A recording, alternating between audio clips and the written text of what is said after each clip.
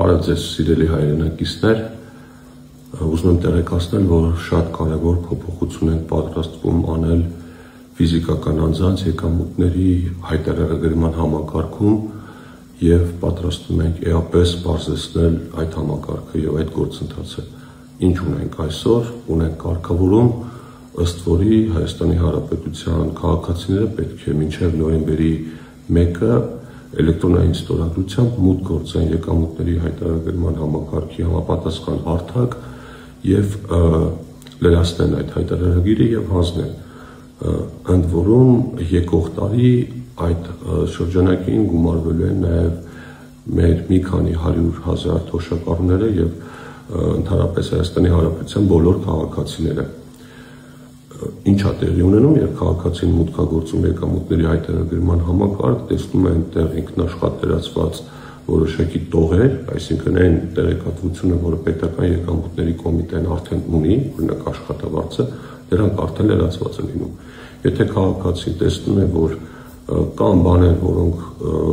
պետք է ճշտել, կան բաներ, որոնք պետք է ավելացնել, ինքը դա ավելացնում է եւ հաստատում հայտարարագիրը եւ այն համարվում է հանձնված։ Եթե համաձայն է բոլոր տվյալների հետ եւ գտնում է, որ ավելացնելու բան չկա, ապա ուղղակի հաստատում եւ դուրս է գալիս այդ համակարգից։ Եվ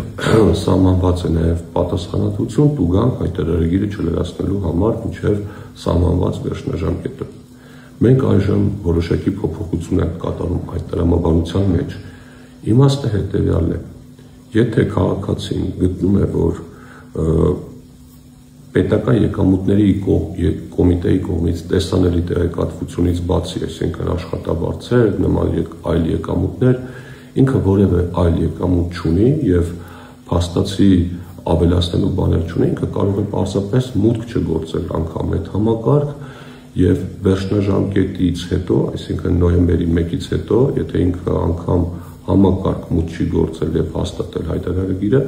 կհամարվի, որ քաղաքացու հայտարարագիրը լրացված եւ հանձնված է այն տեղեկատվության հիման վրա, որը որ պետական եկամուտների կոմիտեին տեսանելի է եղել։ Այսինքն դրա համար չլրացնելու համար հայտարարագիրը որևէ էական չէ, պատասխանատվություն չի լինի։ Իհարկե, սա չի վերաբերում այն դեպքերին, երբ մարդը հստակ գիտի, որ ինքը ունի եկամուտներ, որոնք պետական եկամուտների կոմիտեին հասանելի չէին եւ ինքը դա պետք է հայտարարեր, եթե ապագայում պարզվի, որ եղել են նման եկամուտներ եւ քաղաքացին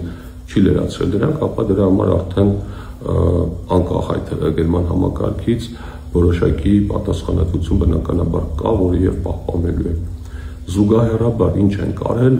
քանի որ հայտարարագրերը պետական եկամուտների կոմիտեն ինքնաշխատ է լրացնելու,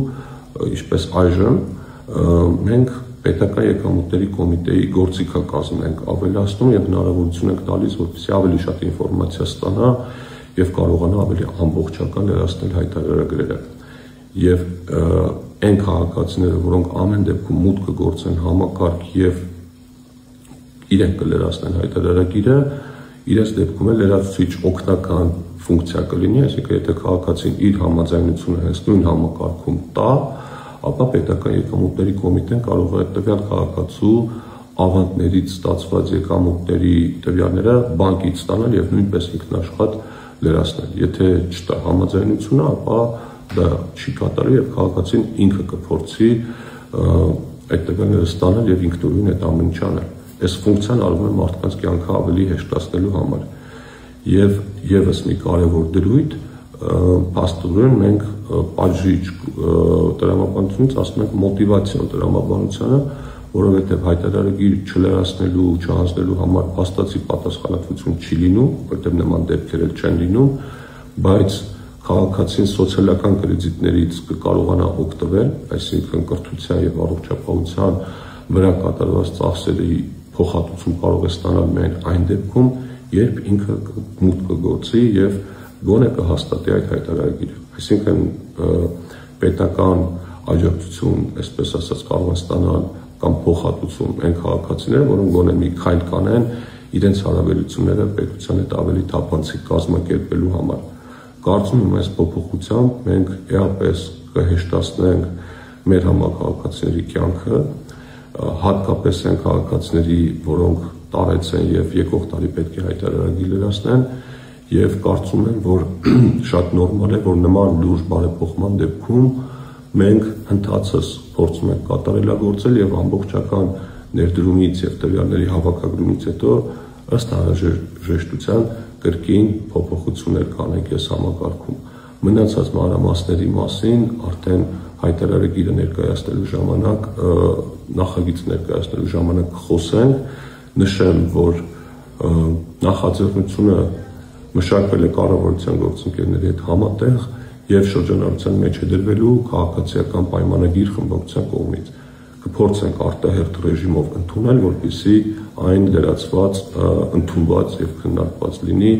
մինչեւ նոյեմբերի 1-ը եւ տարածվի արդեն դրանից հետո եւ դրանից առաջ ցակած հարաբերությունների վրա։ Շնորհակալություն, մնացած մանրամասները արդեն քննարկումների ընթացքում կներկայացնենք։